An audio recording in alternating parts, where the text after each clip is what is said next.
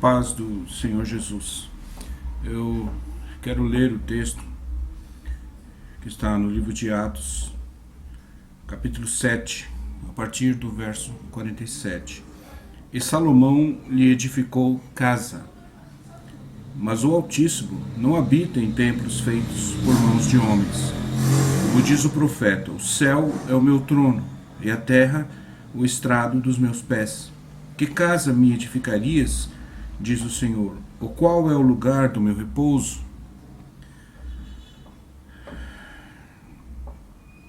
Porventura não fez a minha mão todas estas coisas? Homens de dura cerviz e incircuncisos de coração e ouvido, vós sempre resistis ao Espírito Santo, assim vós sois como vossos pais. A qual dos profetas não perseguiram vossos pais? Até mataram os que anteriormente anunciaram a vinda do justo, do qual vós agora fostes traidores e homicidas. Vós que recebestes a lei por ordenação dos anjos e não aguardastes, e ouvindo eles isto, enfureciam-se em seu coração e rangiam os dentes contra ele. Mas ele, estando cheio do Espírito Santo e fixando os olhos no céu, viu a glória de Deus e Jesus, que estava à direita de Deus, e disse: Eis que vejo os céus abertos e o Filho do Homem que está em pé à mão direita de Deus. Mas eles gritaram com grande voz, taparam os ouvidos e arremeteram unânimes contra ele, e expulsando-o da cidade, o apedrejavam.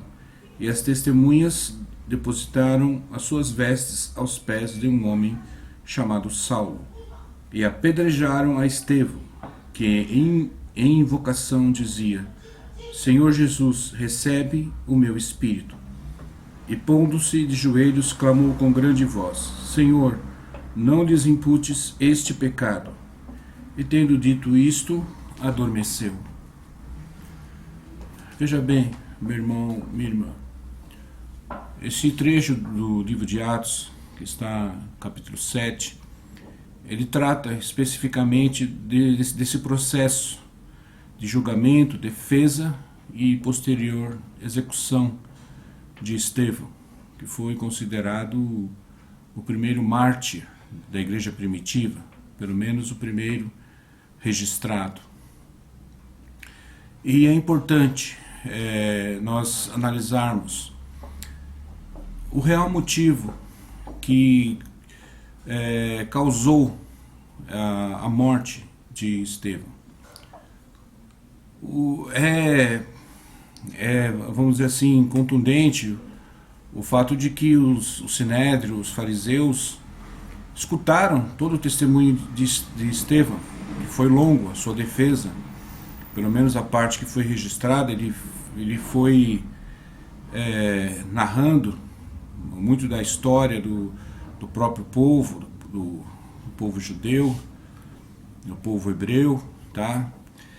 E o sinédrio escutava com muita paciência, até o momento em que ele disse esta frase: Salomão lhe fez e edificou casa, mas Deus não habita em templos feitos por mãos de homens.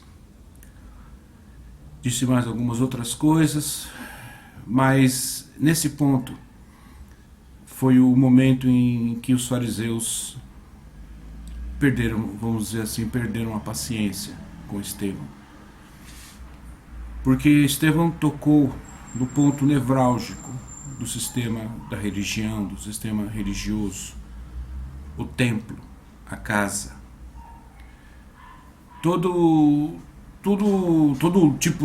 lucro que os fariseus obtinham, que os sacerdotes, que o sumo sacerdote e as pessoas que viviam das atividades do templo tinham, todo o ganho deles vinha do templo, vinha daquela casa. Todo aquele sistema funcionava em relação ao templo.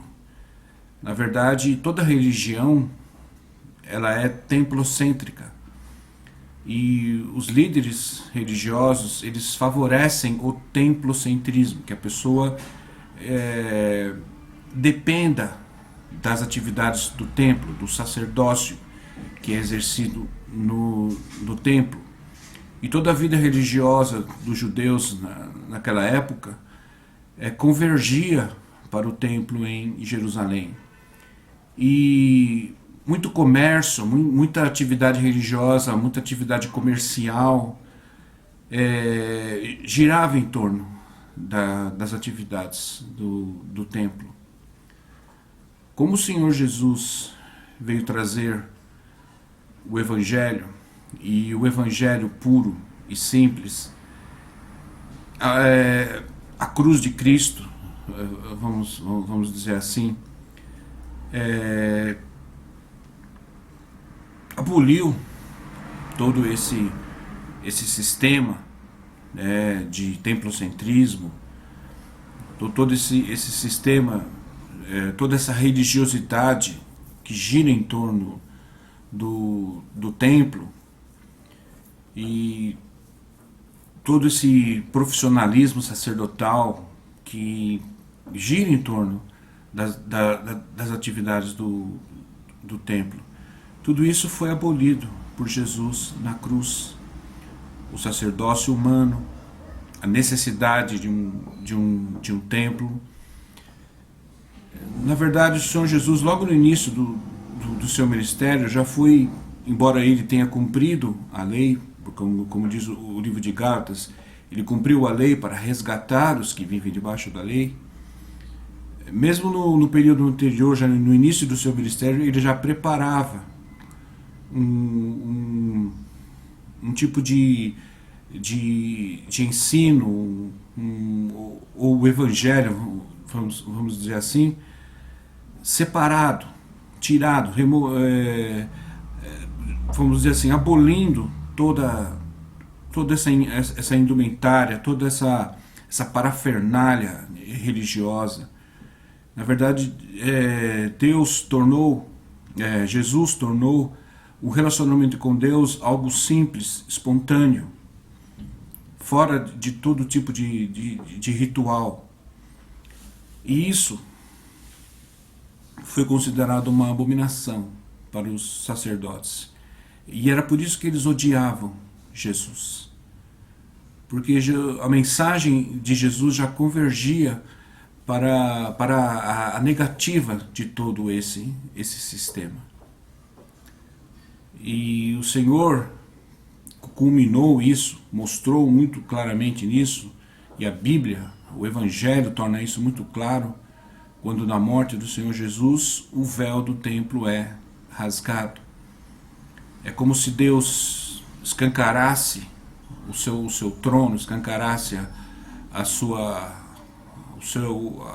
face e dissesse aos seres humanos: venham para mim, venham com ousadia, com liberdade. Agora não há mais sacerdócio humano, não há mais necessidade de um mediador humano. Venham no meu filho, venham por meu filho, pelo sacrifício do meu filho, pelo sangue do meu filho, o sangue da nova aliança. Venham a mim, se aproxime de mim. A cruz nos aproximou, a cruz nos colocou na presença de Deus espontaneamente, sem mais a necessidade de um intermediário. E é isso que o sistema religioso simplesmente abomina. Eles não suportam essa liberdade. Eles a têm como o seu maior inimigo, a liberdade do Evangelho. Porque a liberdade do Evangelho tira o seu lucro, a liberdade do Evangelho tira o seu desejo de poder, não favorece o controle humano, porque as pessoas têm liberdade de se achegarem a Deus de uma maneira espontânea, simples, porque foi assim que Jesus planejou que fosse o Evangelho. A igreja, durante mais de 300 anos, partir do Pentecostes, viveu fora de templos, fora de um sistema de religião. Porque foi assim que Jesus planejou que a igreja vivesse, na simplicidade, de casa em casa, na simplicidade do Evangelho, no amor, na singeleza. E, na verdade, todo esse aparato, esse cerimonial, essa programação do culto religioso se tornou insuportável para Deus. Ele não queria mais isso. Deus é um apaixonado pelo ser humano. Ele quer o ser humano junto dele. Ele quer viver no ser humano, ele quer habitar no ser humano. Na verdade, o ser humano é o seu templo. Isso é muito claro também. Em 1 Coríntios 13:16, não sabeis vós que sois o templo de Deus, o santuário de Deus, e que o Espírito de Deus habita em vós? Porque esse é o desejo de Deus. Que nós sejamos o seu santuário. Nós, a igreja, é o seu santuário. Jesus é o seu santuário. Ele disse para os fariseus: derribai este templo e em 3 dias o edificarei. Ele referia-se a si mesmo como o templo. Então Jesus é o nosso templo. E nós somos o templo de Deus. Templo de habitação. Mas o sistema religioso não vê isso com bons olhos. E todos aqueles que pregam dessa maneira serão perseguidos pelo sistema.